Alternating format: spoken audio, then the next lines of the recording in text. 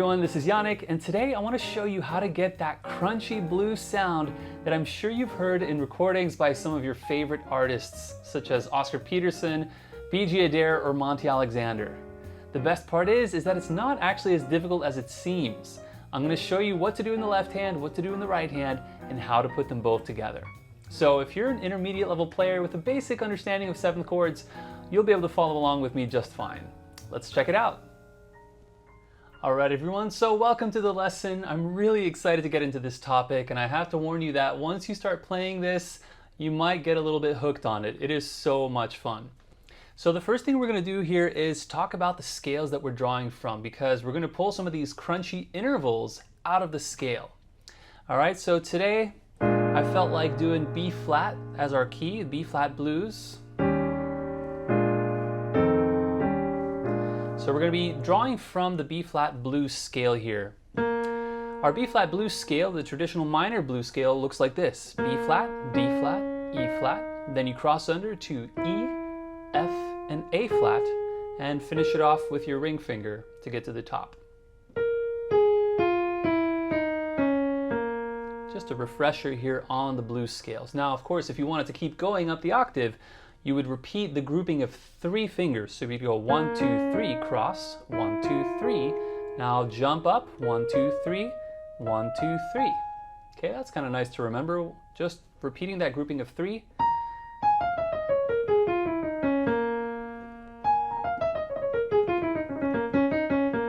Of course, it's when we add those turns and those fun little rhythms that it really gets interesting, right? So let's hold off on that until we get a little bit further. Let's now look at the major blues scale. Now there's many sounds that make up what we call the blues as a style, right?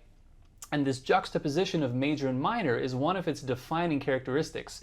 So let's go ahead and look at the major blues scale as well. So we have B flat, C natural, C sharp, D, F, G, and B flat. Okay, this one I'm just alternating my thumb and my second finger. Right, starting with my second finger on the B flat, thumb, and alternate. Okay, you could also, it's kind of like a chromatic scale for this one is how I think about it. You could also use your third finger. You could also do it that way. All right, but our goal here is not just to play scales up and down. Our goal is to look at the intervals, the groupings of notes that create some really interesting crunchy dissonances. So what is our favorite crunchy interval? It is the tritone. That's right.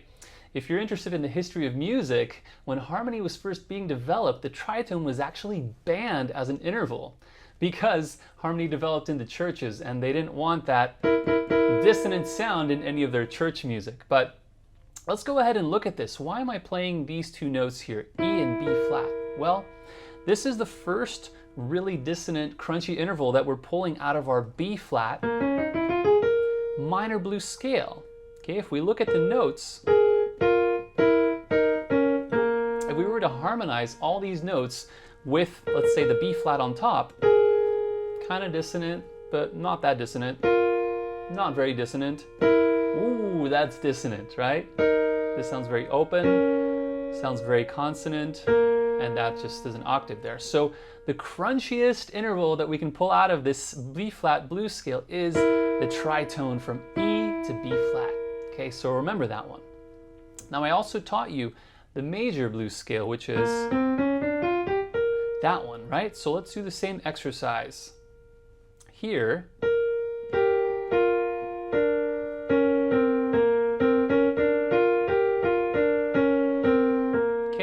There's no tritones there, but let's say, what if we started from a different note? There we go. Okay, here we have another tritone in the scale from the flat 3 to the 6. Okay, I'm talking relative to my B flat. So would you look at that? We've got 2 tritones that we can draw from using the blues scales. The first one is here, sharp 4 to the octave, and the second one is here, from the flat 3 to the 6. Okay, I want you to remember that. And actually, I'm going to give you a little shortcut. A trick to finding this is actually to play what's called a fully diminished 7th chord on the flat 3, okay? If you've never heard of fully diminished 7th chords, then don't worry about this trick, but if you have, this is a nice way that you can think of discovering both of those crunchy tritones.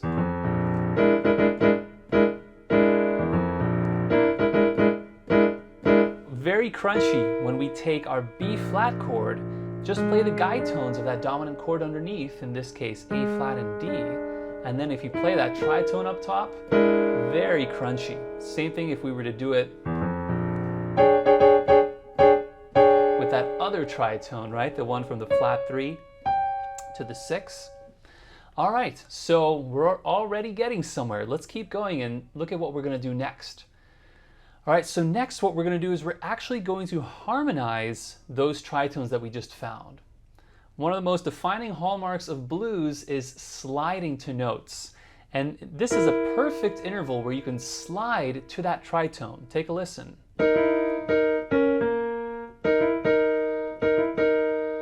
I'm sure you've heard that sound before, right?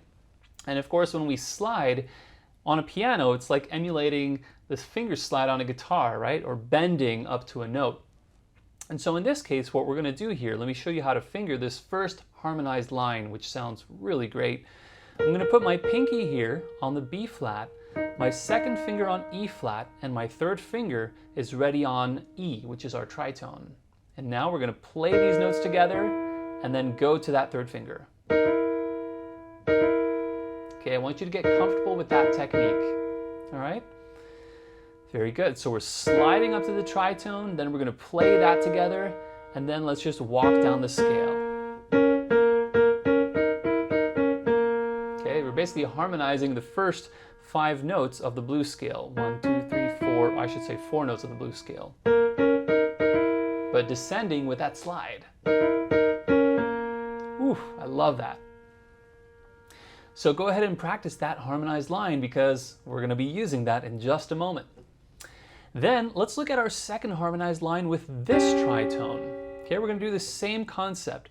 We're going to get our second finger there, so let your fingers spread apart a little bit, and then we're going to slide up to that D flat. The way I'm positioning my hand is so that it doesn't create any unnecessary tension. I want to make sure that I can comfortably slide up to that note. So striking the 5th and then sliding up to it.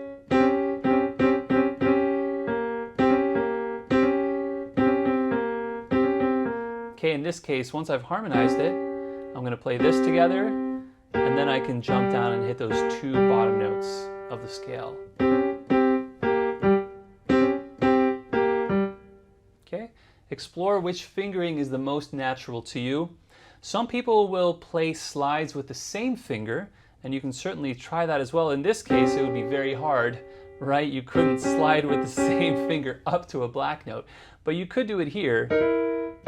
Right, if you wanted to, you could use the same finger, but I prefer to go from one finger to the next. All right, so we're already making some pretty cool blues sounds. Let's talk about our left hand now and see what we're going to be doing here. All right, one of the most useful concepts in jazz harmony is the idea of rootless voicings. Don't let that word scare you. It's not a ruthless voicing, it's a rootless voicing. It's here to help you. And the reason being that we're going to have a bass player. In a moment here, I'm going to cue up the backing track. So basically, a rootless voicing means that we have a bass player playing our bass. So what that allows our left hand to do then is instead of playing the bass notes, we can play a more interesting chord. Okay, and in this case, here's what we're going to do. Our typical B-flat dominant chord, right, which is what blues is all about, it's all about dominant chords, just uses 1, 3, 5, and flat 7. But since our bass is covered, we don't have to play that. Now we can add some additional notes on top to get some extra crunchy and interesting colors. All right, so in this case, we're going to be using a very standard rootless voicing, which we call a B voicing. The reason being that it has the flat 7 on the bottom. And we're going to add this wonderful note here. This is a note we call the 13, okay? Oh, doesn't that sound great? I love the sound of 13 chords. It really brightens up the sound. Okay? So we're going to be playing all those notes with just our left hand. Go ahead and try that with me. A flat, D, and G. All right, that's for our B flat chord. Now, typically with Rootless Voicings, you're either going to have the 7 on the bottom or the 3 on the bottom. So I could also play my B flat like this. 3, flat 7, and then ask yourself, what's the closest extension that I can add? Well, it would be this one here, the C natural, which we call the 9. Okay? If some of that theory is still beyond you, don't let it bog you down. Okay, just try to follow along with the notes, and as you go over these concepts more and more, it will start to sink in, I promise. All right, so we're going to go for our B flat chord. We're going to play it like this, A flat, D, and G.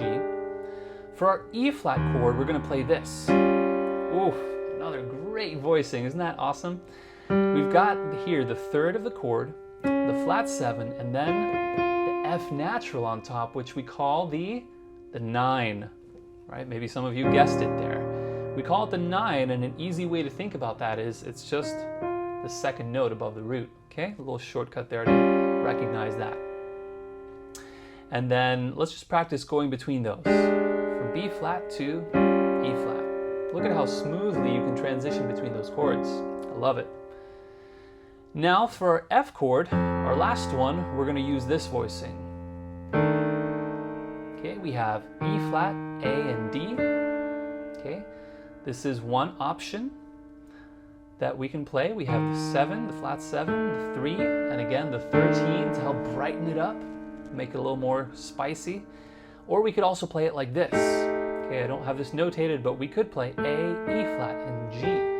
Okay, in that case we would have the 9 on top, just like our E flat chord. All right, now let me show you what this is going to sound like when we put both pieces together, the Rootless Voicings with the right hand harmonized tritones.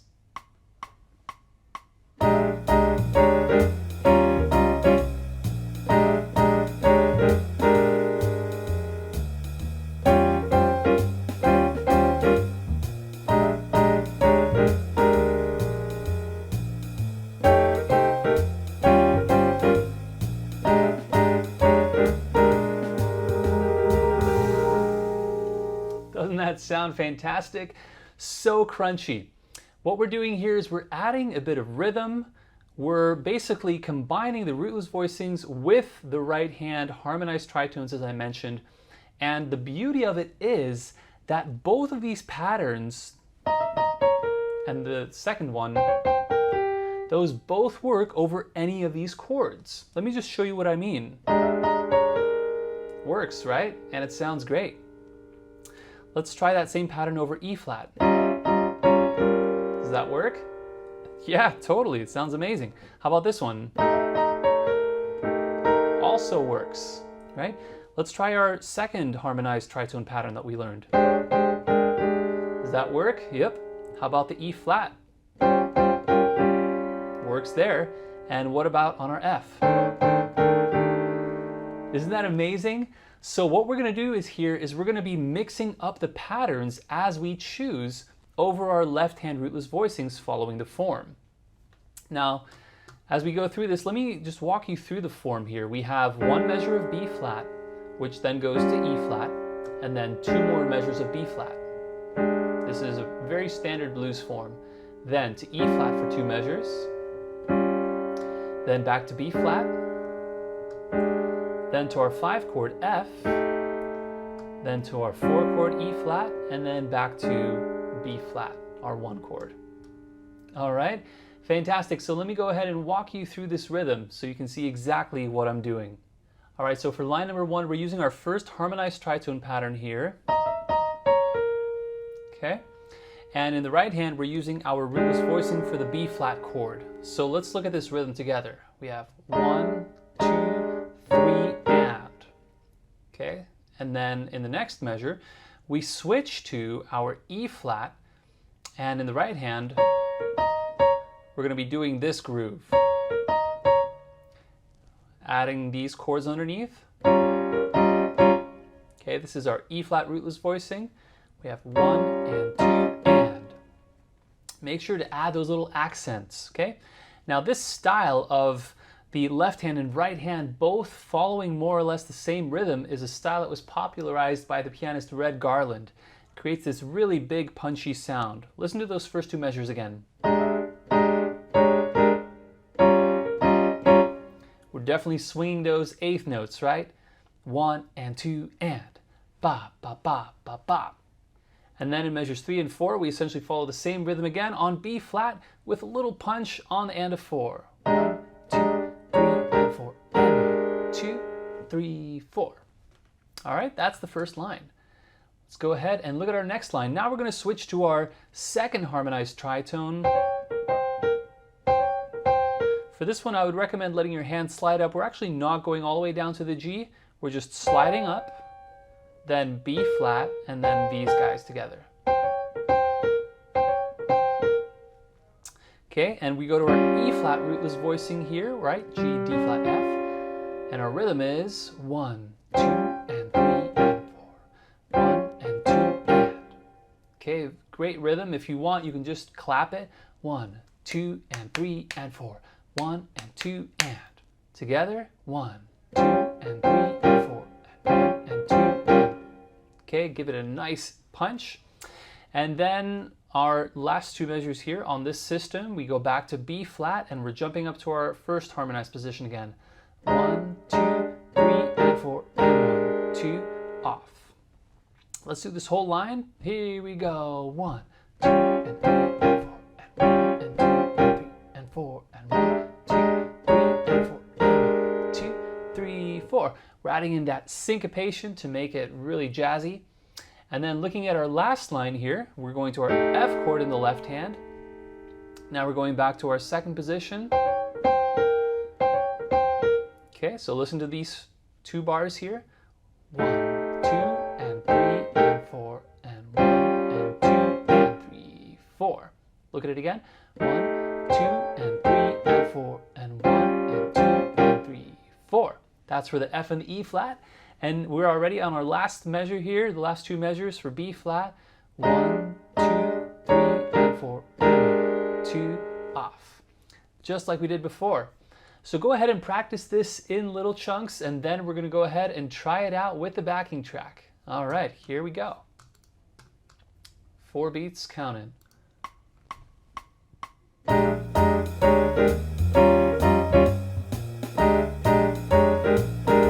Now to E flat. Back to B flat. Now to F.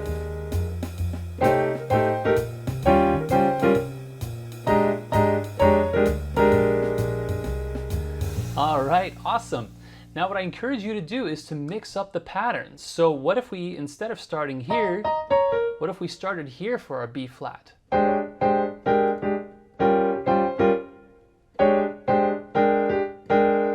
then we could switch it on our E flat. And back.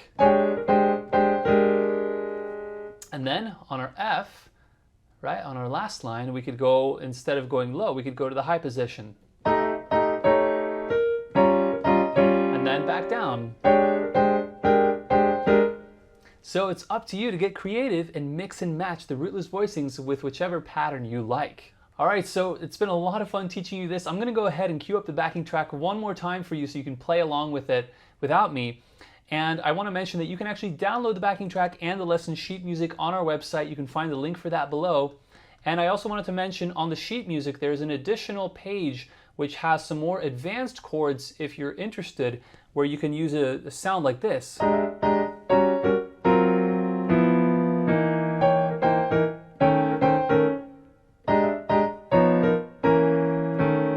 With some additional jazzy chords which some of you may be interested in. Alright, so let me go ahead and cue up the backing track and then you can play it out. Here we go.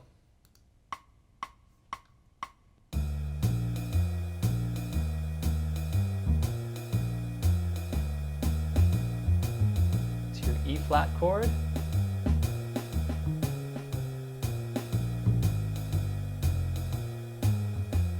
Awesome.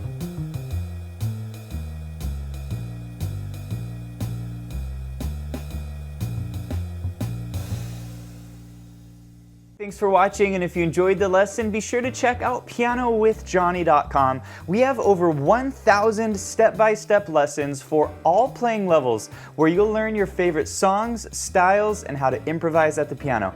Thanks for watching, and I'll see you in the next one.